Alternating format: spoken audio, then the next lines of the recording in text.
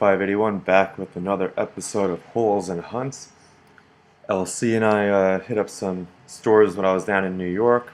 Check out his channel, the link is on my page somewhere. We went to a couple play and trades and a store called Game Hut. Pretty cool stores. I still think Game Exchange is better, but these stores were good to spot check. Some of them were better than other ones for different reasons, but starting with the first play and trade, everything I'm showing you in a second is going to be, it was part of a buy two get one free deal, which applied to most of the non-rare games. Just pretty cool, good deal. LC and I split a few things, so the math won't add up here. But to start, got Indiana Jones and the Infernal Machine for the N64, which I already have 2 copies of, and this would have been a third. LC did not have it, so we split it there. I got the box and he got the game. The box is very rare because it's a Blockbuster exclusive, and it's not too many floating around. It's a little damage on the back. As a whole, I'm happy. I'm assuming that'll come right off. So that was pretty cool because I don't think I've ever actually seen a box copy of this ever. Next, for the Gamecube, was Dragon's Lair 3D, and this ended up being pretty cheap. It was still, the stores I've seen it at, is still like a $20, $30 title. It wasn't too easy to find when it first came out. Dragon's Lair games are fun, and this one at least was more of an actual game as opposed to a cartoon that you have timed decisions to make. So that was pretty good. And I usually do not show Wii games, but it was in the bag, so I just took it out now. Wacky Races, Crash and Dash for the Nintendo Wii came out to be pretty cheap because of that deal. I love the Wacky Races cartoons, always have, and it seems almost every generation's had 1 or 2 Wacky Races games, and they've all been fun. I wish I still had my Nintendo Wacky Races. So this just seemed like a fun entry in the series, nothing too complicated, and just true to the old Hanna-Barbera cartoon. Keeping Project Boxed Wrestling going. Got a nice copy here with a couple cracks in the case, but who cares, that's replaceable. In Your House, this was the sequel to WrestleMania the arcade game, which again was essentially Street Fighter in the ring. It had a good mix because this came out in early '96. Well, at least the game was being worked on in early '96. You could tell by the roster because the Warrior's in it, and he was gone by June of '96. So I forget if the game came out right before he left or if it was already too late.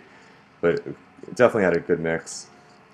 It's a fun game, and there's a good music option on the title screen where you can go to the sound test, and it had everyone's entrance themes in full CD quality, which at the time was not common. This is before you could just download anyone's theme that you wanted. And that was a lot of fun. Game I had for the N64, WCW Backstage Assault. So when the games are $1 each and they buy 2 get one, it's definitely good. While the game might not be as good, but the deal was good. These were all complete and very clean copies. WCW Thunder for the PlayStation. So, good THQ game. Here's a favorite of many, the original Power Move Pro Wrestling, which had a lot of names under different names in it. But definitely cool. Had a very large roster. Fun, solid wrestling game. There's a couple in the series. And another favorite, which was the third entry really in the arcadey style WWF games. This was Royal Rumble.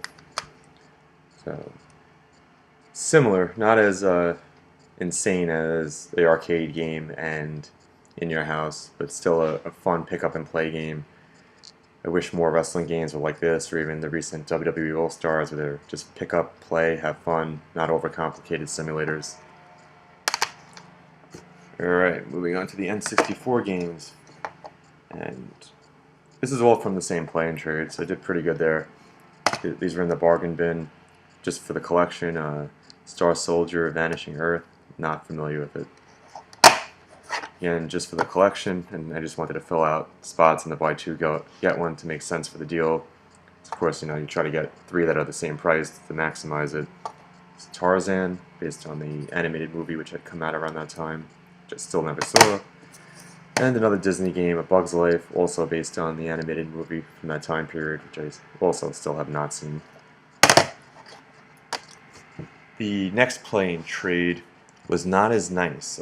This one was really retro-oriented, and the other one, I don't know what they were trying to do. The first guy was a hardcore gamer, and this guy was more of a salesman, and it kind of rubbed everyone the wrong way. But got Daikatana for the collection, pretty cheap. He wouldn't do buy two get one free, even though the store a few miles away did. He said they're all independently owned, and he said the only way he'd do buy two get one free is if you buy their membership for $10, then you can get the deals. That's not good if you're just passing through. The first guy asked if we wanted the membership, and then we get an extra 10% off everything, but his was just buy two get one, and this guy, his prices were a lot higher as a whole. But grabbed Daikatana, and then for $2, WCW Mayhem, just to keep the PS1 wrestling games going. I was on a roll that day. Gave me an extra booklet because it just happened to be there. And which is pretty cool. He found, it's cost me $10 at WWF Attitude for the Game Boy Color. It was still factory sealed. I'm not going to open it. It's not a very good game. It's not a bad game considering it's on the Game Boy Color, but there's no need to open it. And it's pretty cool. He said somebody came in with a tote of just like junk games, and he started to look at the wrestling games, and so he remembered he had this from a day or two ago in the back, so he just took it out. And Game Boy box games are difficult to find. Factory sealed ones are pretty hard to find, so that was good. Then we went to another shop that was called the Game Hut, and it looks like it was a play and trade, and maybe they decided to stop paying the franchise fee because all their games had the play and trade stickers covered up by Game Hut stickers. He had a bargain bin, which is buy two get one free again, so I just picked up 3 games, and I think it came out $10 for all 3 games. So here's Hot Wheel Turbo Racing, which I don't think I have. The cartridge is a little mucky, but that could be cleaned. Then Hybrid Heaven, which I'm pretty sure I didn't have. Just keeping the N64 collection going. It's a Konami game. I remember when it came out, but for whatever reason I never played it.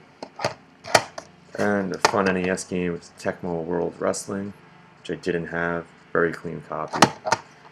And that was from the Game Hut.